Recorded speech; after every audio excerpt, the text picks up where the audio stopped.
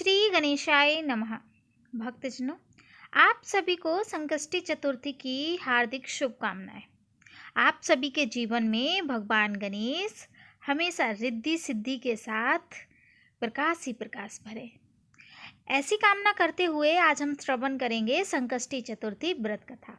तो प्रेम से बोलेंगे श्री गणेश भगवान की जय, माता रिद्धि सिद्धि की जय।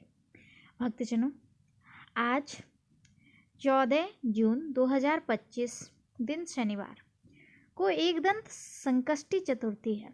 हिंदू पंचांग के अनुसार आषाढ़ माह के कृष्ण पक्ष की चतुर्थी को संकष्टी चतुर्थी कहा जाता है।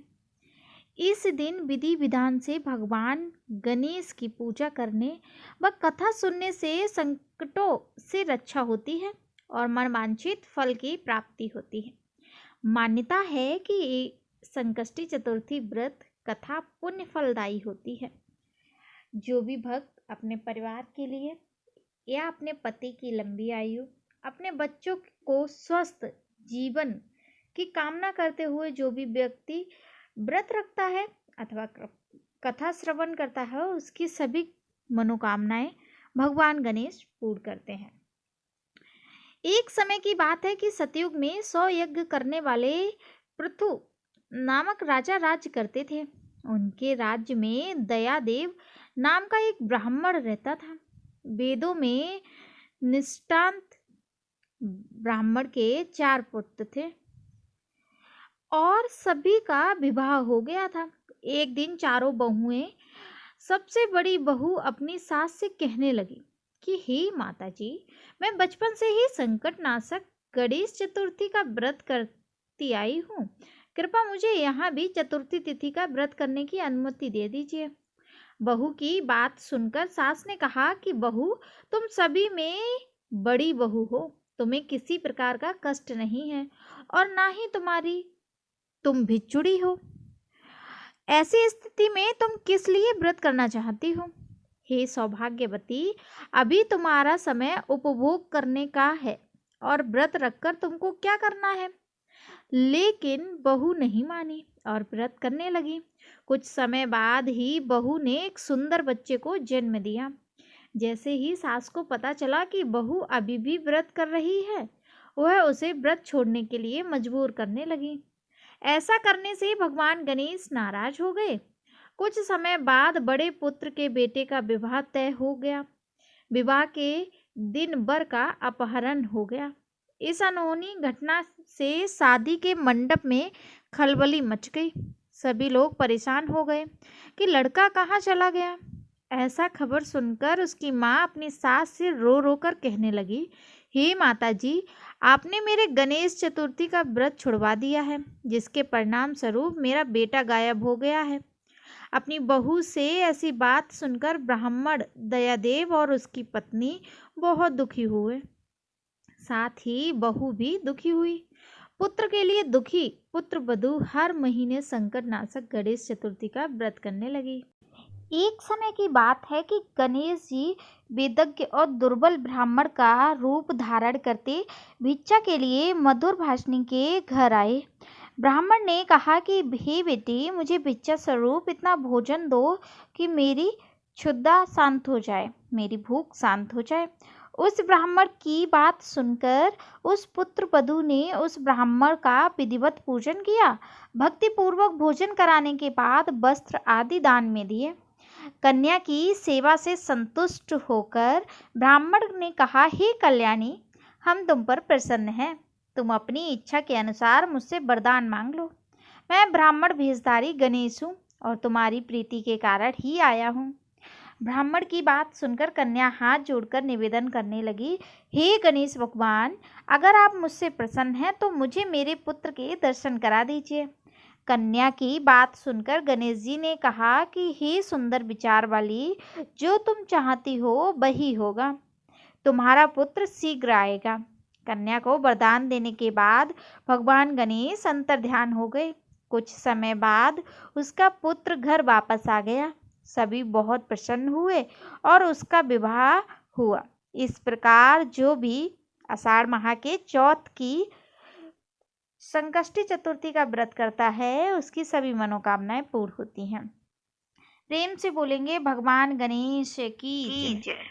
भक्तजनों, गणेश भगवान की जय। एक बार फिर से हम कथा श्रवण करते हैं। एक बार देवता कई विपदाओं से घिरे थे, तब वो है मदद मांगने भगवान शिव के पास गए। उस समय शिव के साथ कार्तिकेय तथा गणेश जी भी बैठे थे। देवताओं की बात सुनकर शिव जी ने कार्तिकेय व गणेश जी से पूछा कि तुम में से कौन देवताओं के कष्टों का निवारण कर सकता है। तब कार्तिकेय व गणेश जी दोनों ने ही स्वयं को इस कार्य के लिए सक्षम बताया।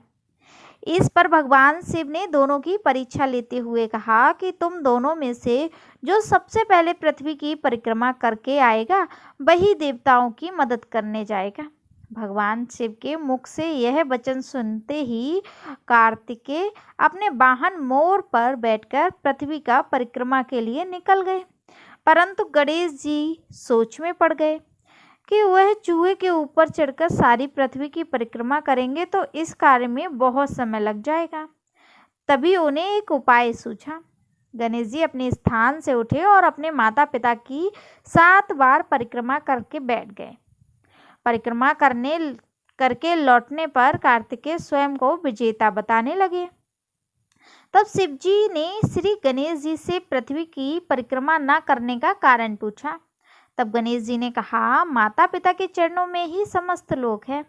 यह सुनकर भगवान शिव ने गणेश जी को देवताओं के संकट दूर करने की आज्ञा दी।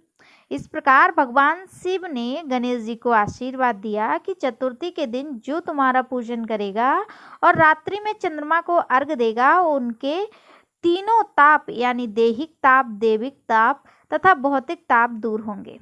इस व्रत को करने से व्रतधारी के सभी तरह के दुख दूर होंगे और उसे जीवन के भौतिक सुखों की प्राप्ति होगी।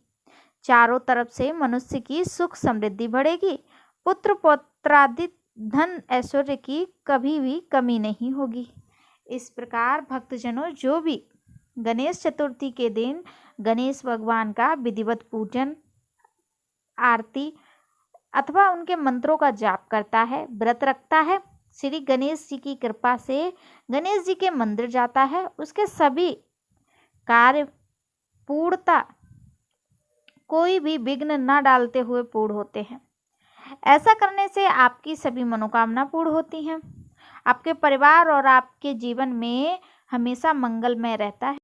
भक्तजनों, जैसे गणेश भगवान सभी के जीवन में प्रकाश भरते हैं, वैसे ही आपके जीवन में भी मंगलमय और प्रकाश भरे। इसी कामना के साथ इस वीडियो को यहीं पर हम विराम देते हैं। मिलते हैं किसी विशेष जानकारी के साथ। तब तक के लिए आप कमेंट में एक बार श्री गणेशाय नमः अवश्य लिखें। जय गणेश जय गणेश जय गणेश देवा, माता जाकी पार्वती पिता महादेवा। जय गणेश जय गणेश जय गणेश देवा, माता जाकी पार्वती पिता महादेवा। एक दंत दयावंत चार भुजाधारी, मस्तक सिंदूर सोहे मूसे की सवारी। जय गणेश जय गणेश जय गणेश देवा, माता जाकी पार्वती पिता महादेवा। पान चढ़े फूल चढ़े और चढ़े मेवा, लड़ुअन के भोग लगे संत करे सेवा। जय गणेश जय गणेश जय गणेश देवा, माता जाकी पार्वती पिता महादेवा। अंधन को आँख देत कोढ़न को काया, बांझन को पुत्र देत निर्धन को माया। सूर्य श्याम शरण आए सफल कीजे सेवा।